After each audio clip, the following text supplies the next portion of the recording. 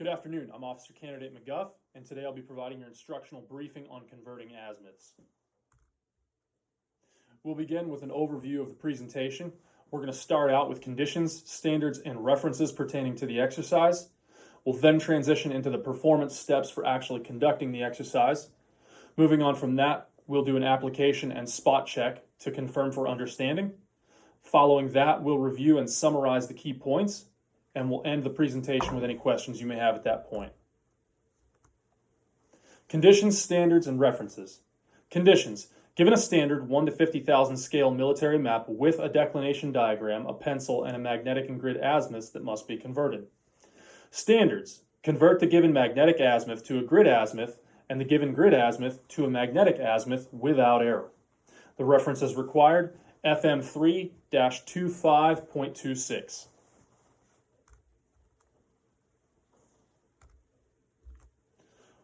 Performance steps. The north-south lines on your map give grid north. The needle of your compass points to magnetic north. Grid north and magnetic north usually differ by a few degrees. Neither points straight to the North Pole, which is known as true north. However, you need not know true north to keep from getting lost in a combat area. The difference in degrees for every map is shown on the bottom of the map sheet, and as you can see here, that's your declination diagram. The difference between grid and north and magnetic north is called the grid magnetic or GM angle. The diagram at the bottom of the map tells you how to change grid azimuths to magnetic azimuths and magnetic azimuths to grid azimuths. For example, you aim your compass at a distant point. The compass reading you get is 190 degrees, which is the magnetic azimuth.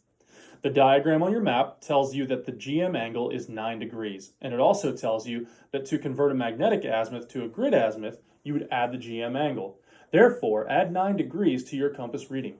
This gives you 190 plus 9, and that equals 199.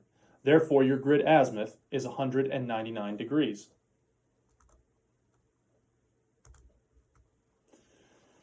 The GM angle depends on where you are in the world. First, looking at an easterly GM, where you would convert azimuths when given an easterly GM angle. To convert a magnetic azimuth to a grid azimuth, you would add the value of the GM angle to the magnetic azimuth, as you can see here. To convert a grid azimuth to a magnetic azimuth, you would subtract the GM angle from the grid azimuth. Again, keeping with the GM angle depending on where you are in the world, we're looking at westerly GMs. So to convert azimuths when given a westerly GM angle, you would convert a magnetic azimuth to a grid azimuth by subtracting the value of the GM angle from the magnetic azimuths. To convert a grid azimuth to a magnetic azimuth, you would add the value of the GM to the grid azimuth. Now for our application and spot check. As you see in front of you, given a standard 1 to 50,000 scale military map, a piece of paper, a pencil, and a magnetic and grid azimuth to convert, you will successfully complete the following. For the first one, convert the magnetic azimuth to a grid azimuth. You get a compass reading of 160 degrees, and the declination diagram on your map gives you a GM angle of 4.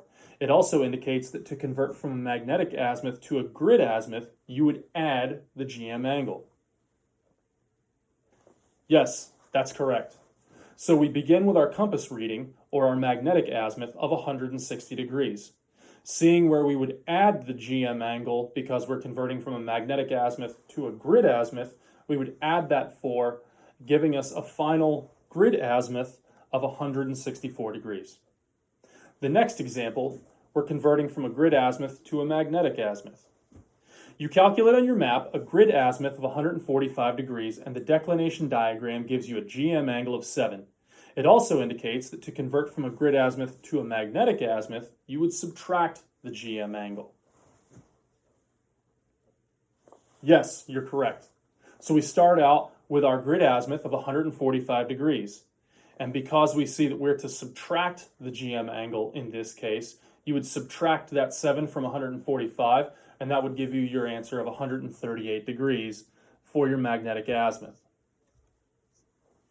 In review, there are 3 types of north. We have magnetic north, which is where the needle on a compass points. We have grid north, which is determined by the north and south lines on a map. and then true north, which is the North Pole. The difference between grid and magnetic north differs with each map, and it's not a standard calculation. Be sure to consult the declination diagram, which is located at the bottom of the map, for how to calculate a conversion from grid to magnetic north or magnetic to grid north. At this time, pose any remaining questions pertaining to identifying the declination diagram on a standard 1 to 50,000 scale military map, as well as converting between grid and magnetic north. Thank you.